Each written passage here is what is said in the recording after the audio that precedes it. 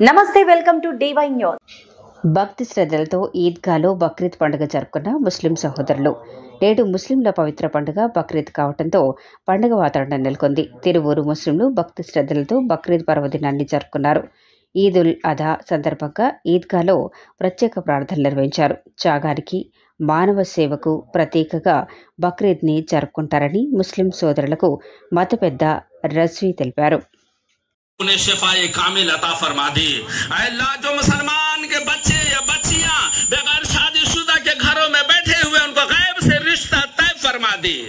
या हालाल में मुसलमान के बच्चे या बच्चियां मुलाजमत के लिए दर बदर भटक रहे, अल्लाह गैब से उनको मुलाजमत अता फरमा।